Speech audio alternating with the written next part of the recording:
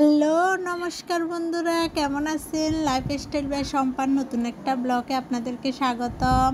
এই তো আজকে আমরা ঢেউয়া মাখা খাবো। আসলে অনেক দিন পরে আমাদের বাসায় এটা আনছে। সচরাচর এটা তো বাজারে পাওয়া যায় না, তা পাইছে, আজকে নিয়ে আসছে। এই তো এখন মরিচ ফুটতেছে, এখন তারা বাপ বেটি মিলি মরিচ ফুটতেছে। আমি আসি নাই বলতেছি, আজকে তোমরা আমাকে মেখে খাও, আমি একটু বসি খাই আর দেখি কে পারে। দুইজনের তো একদম মাথার ঘাম পায়ে পড়ে গেছে। ওই যে নোয়াখালী ভাষায় একটা কথা আছে, মরিচ ফুটতে ফুটতে পান্তা ভাত খাওয়াই শেষ। এখন তাদের অবস্থা তো সেটা হয়ে গেছে। দেখেন, একবার বাবা ফুটতেছে, একবার মেয়ে ফুটতেছে, এই হচ্ছে তাদের অবস্থা।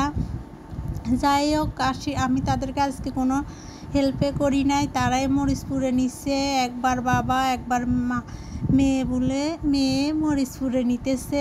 বলতেছি, তোমরা দুইজনেই আজকে মরিচ পুড়ে এটা মেখে আমাকে খাওয়াবো। আমারও তো একদিন ইচ্ছা করে এভাবে একটু পায়ের উপরে পা উঠা, একটু রেডিমেড কিছু খাইতে, আমারও তো ইচ্ছা করে। যাই হোক, এখন তারা দুইজন মিলে মরিচ ফুটতেছে। আর আমাদের বাসায় গ্যাসের তো অবস্থা কি দেখেন, মানে। আর ওইদিকে আমি দুধ বসাইছি, বলতেছি দুধের উপরে যেন কিছু না পড়ে। আর যার কারণে তাদের বেশি কষ্ট হয়ে গেছে, শাস্তিটা একটু বেশি পরিমাণে হয়ে গেছে না। দেখেন, দুইজনে দুইবার হাত দিয়ে মরিচ ফুটতেছে। এখন দুইজনে সাহায্য করে এটা মেখে নিতেছে, আর ওইদিকে দুইজনের গামও পড়তেছে। যাই হোক, আজকে ওদের দুইজনের হাতে আমি ঢেউয়া মাখাটা খাবো। আমরা আবার এটাকে ভর্তাও বলে থাকি। এখন দুইজনে এটা মেখে নিয়ে আসবে, আর আমি তো বিছানার উপর বসে আছি, বলতেছি আজকে আমি রেডিমেড খাবো।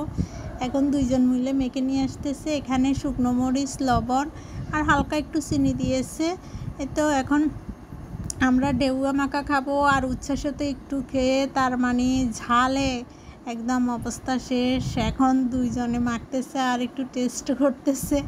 বলতেছে টেস্ট করতে করতে যেন শেষ না হয়ে যায়, আমার জন্য থাকে। এই তো এখন আমরা ঢেউয়া মাখা খাবো সবাই মিলে। আর এই তো এখন আমি ভিডিওটা দিতে আসছি, এখন আমারও মানে একদম জিভে জল চলে আসছে। এতটা মজা হয়েছে ঢেউয়া মাখাটা, মানে এতটা টেস্টি হয়েছে কি বলবো, আমি মানে ভয়েস দিতে পারতেছি না, আমার মুখে জল চলে আসতেছে। আর আপনারা এভাবে কে কে ঢেউয়া মাখা খান অবশ্যই কমেন্ট করে জানাবেন।